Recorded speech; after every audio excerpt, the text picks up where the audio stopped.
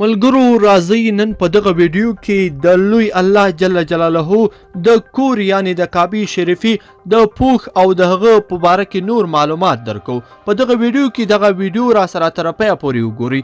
ګرانو لیدونکو السلام علیکم.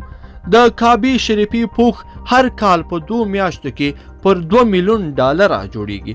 د کعبه شریفي د تور پوخ د چمتو کوونکي فابریکې مسؤل وایي د دغه پوخ ټول مواد له ایټالیا او جرمني هیواد څخه راوړل کیږي.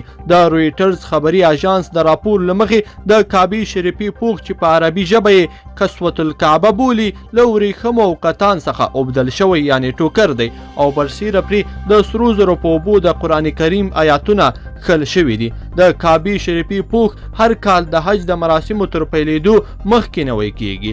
محمد بن عبدالله باجواد چې دغه پوخ د چمتو کوونکي فابریکې مسؤل دی وایي چې د کعبې د پوخ اومه مواد لکه ورېښم له ایټالیا او د سپینو او سرو زرو اوبو له جرمني څخه راوړل کیږي او وروسته په سعودي عربستان کې جوړیږي. د کعبه شریفي پوخ د جوړولو کار 2 میاشتو ته اړتیا لري. ښاغلی باجواد د کعبه شریفي د ټول پوخ لوړوالی 15 متره او پلنوالی 12 متره وباله.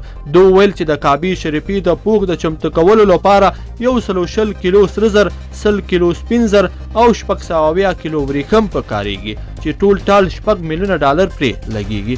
د رویټرز خبري اژانس پر اساس د کعبه پوخ تر 1961 پورې په مصر هیواد کې ګڼل کېده خو له هغه راوروسته مکې شریفې ته نږدې چمتو کیږي. په تیرو پیړیو کې د کعبه پوخ څه موده سور و، وروسته بیا زرغون شو او بیا سپین شو خو اوس ډیر کلونه کیږي چې تور رنګ ورته غوره شوی دی چې په طلایي رنګ د قرآن شریف آیاتونه پرې لیکل کیږي.